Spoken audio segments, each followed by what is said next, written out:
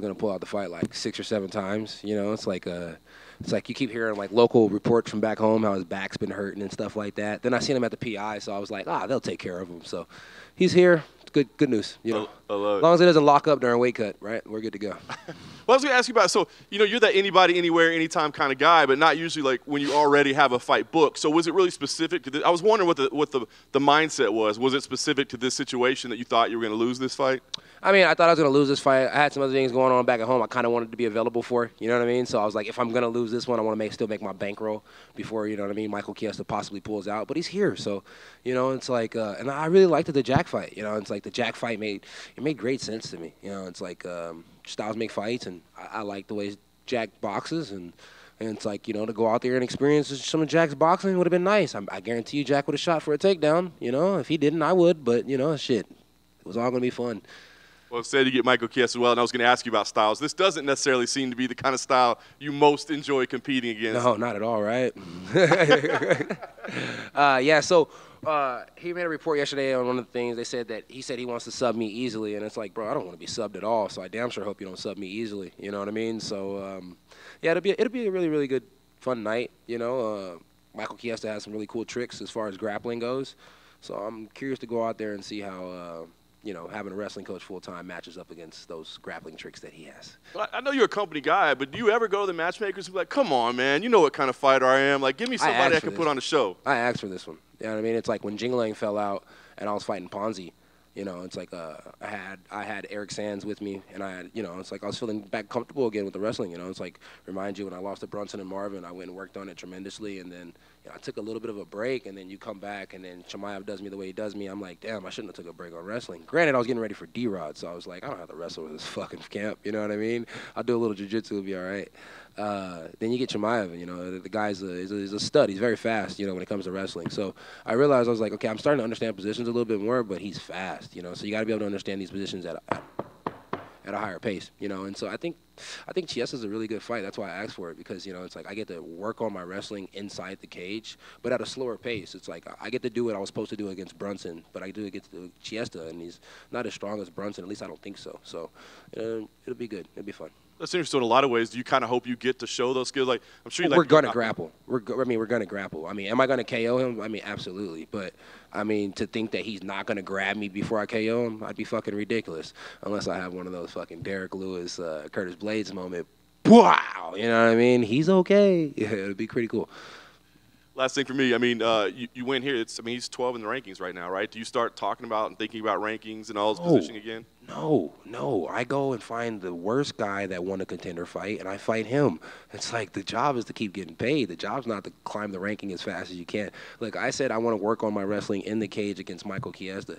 I didn't say that my wrestling was good enough to beat Colby Covington. You know what I mean? It's like now, me and Colby Covington get in there, I still believe I'll knock him the fuck out. But, he starts sniffing my dick, and it might be like that for 25 minutes, So that's just the way it goes.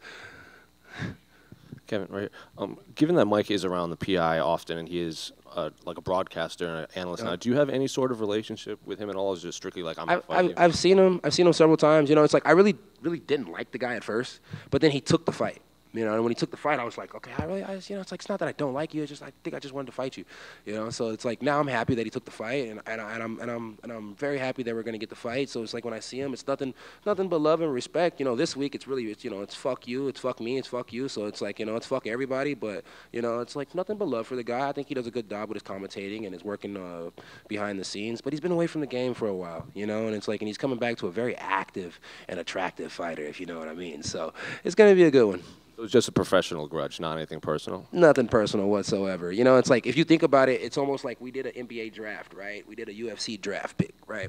And it's like they got Juliana Miller, right? An Ultimate Fighter winner, it looks good. We got Terrence McKinney, it's like I like the trade, and the trade works really good for me for this fight. The trade, I don't know if it works good for them, it's like, but shout out to my Eskimo brothers. Let's keep it going. Can I ask you your opinion on, I don't know if you saw, but Ian Gary was walking around with Jeff Neal's mugshot on it. Yeah, I did a whole live feed about that shit. I mean, it's like, it's like, that's between that man and that man, you know what I mean? It's like, but it's like, if I had to pick sides, I would say, Geoff Neal's more on the right side, it's like, I'm a father, Ian's a father, as you get older, somebody, what's a good word? Practorize, however you say that shit. Somebody fucks with your kid like that, you're going to be pissed, right? So you just got to think about it in that aspect. It's like I fuck with people all the time. It's like I'm not walking around with your old lady bent over on my shirt, and I'm not walking around with a mug shot on my shirt. Buckley goes too far. Ian's a very good entertainer, but that was a little borderline. I don't think it was too far, but it was a little borderline. But at the end of the day, it's like it's the fight game. People are going to talk shit. People are going to do dumb things, and you just ultimately got to deal with it. Last one for me. What are your thoughts on the main event between Dustin and Justin? That's a cool fight. It brings a lot of followers, and I think that's what it says. Bring more followers. That's the name of that BMF belt. I was going to ask you about the BMF belt. Is it one thing that you've ever been interested in? I think you're a guy who fights regularly, often, anyone. Bro, I might get in trouble, but I bought a whole BMF ring. I just made my own ring. Like, fuck it. You know what I mean? It's like, obviously, I'm not going to get the belt. They dropped it down to 55. I ain't cutting that weight. So it's like, the people speak loud. The people love me. It's like when they drop it, it's like I don't ask to be tagged. The people tag me, and they think I'm BMF. It's like George had it, and it's like he talked all that shit about how we were gonna scrap. You know what I mean? And it's like I got one more, and it's for you. It's like I got a whole DM full of this bullshit. It's like, but ultimately you retired, and then you blessed your homeboy with the belt. And nothing wrong with that. I would have did it for my homeboy too. So fuck it. It is what it is. So I got a ring. The ring's nice as fuck. When do we get to see the ring?